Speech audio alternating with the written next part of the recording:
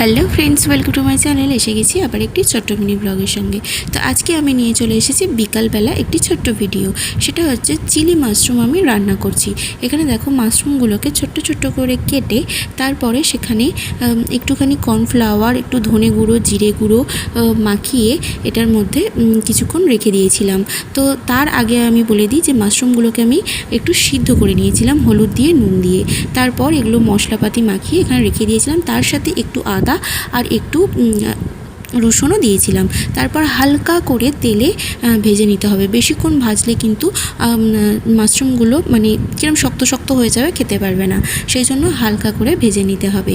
আর বলি, এই মাশরুম রান্নাটা খেয়েছিলাম হচ্ছে আমাদের বাপির মামার বাড়িতে, যে কালী পুজোর ইনভিটেশন ছিল একটা, সেইখানে রান্না করেছিল নিরামিষিতে।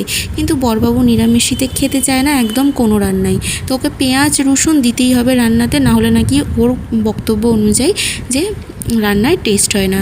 তো সেই অনুযায়ী যেদিনকে পেঁয়াজ রসুন দিতে পারবো, মানে বৃহস্পতিবারের পরের দিনকে, সেই দিনকে করেছি।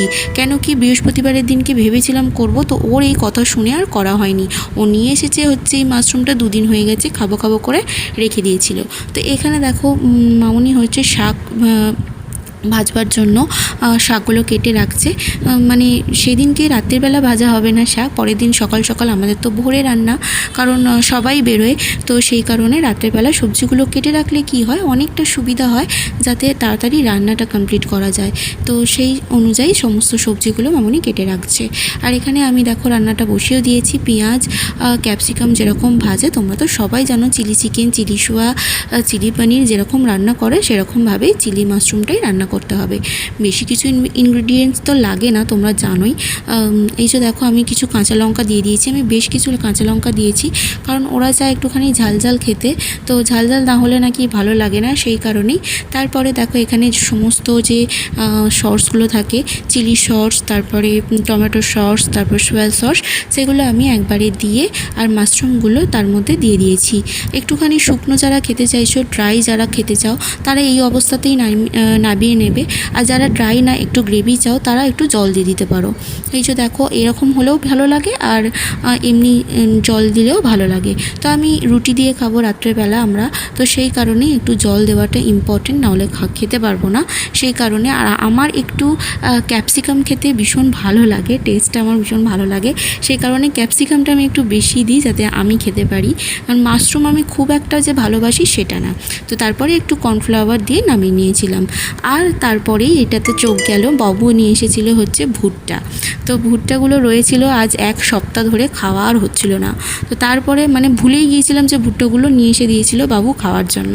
আমি একটু ভুট্টা খেতে ভালোবাসি, তো সেই কারণেই বাবু নিয়ে আসে দেখতে পেলেই। তো এইখানে কারখানা থেকে, মানে কাজ থেকে এসেই মানে নিজেই ভুট্টাগুলো একদম আগুনে পোড়াতে আরম্ভ করে দিয়েছে, খাবো বলেছি বলে। মানে আসা মাত্রই আমি দেখছি ভুট্টাগুলো পোড়াচ্ছিলাম একটু আধটু, তো আমার ভয় পাচ্ছে বলো, নিজেই উনি এসে করতে আরম্ভ করে দিয়েছে। তারপরে এই যে দেখতেই পেলে, বড়বাবু নুন, তারপরে একটু লেবু দিয়ে খাচ্ছে।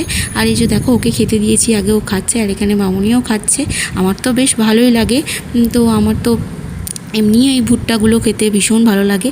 তবে বর্ষাকাল হলে একটু চটপাটা বেশি ভালো লাগে। এখন গরমের দিনে আমার মুখের অবস্থাটাও দেখো, ঘাম, ভীষণ ভীষণ ঘাম। গরম তো ভীষণ পড়েছে। তোমরা ভালো থেকো এই গরমে, প্রচুর প্রচুর পরিমাণে জল খেয়ে। আর যারা বাইরে বেরোচ্ছ, তারা তো এক্সট্রা প্রোটেকশান নিয়ে বেরিয়েও, বেশি করে জল খেয়েও, দরকার পড়লে টক জাতীয় জিনিস বেশি খেয়েও। বুঝতেই পারছো এত গরমে। মানছি রোজকার ব্যাপার, কে কত কত কিছু নিয়ে বেরোবে, কিন্তু তাও যতটা সম্ভব সবাই ভালো থেকো, সুস্থ থেকো। আজকের ভিডিওটা এই পর্যন্তই, দেখা হচ্ছে অন্য কোনো ভিডিও।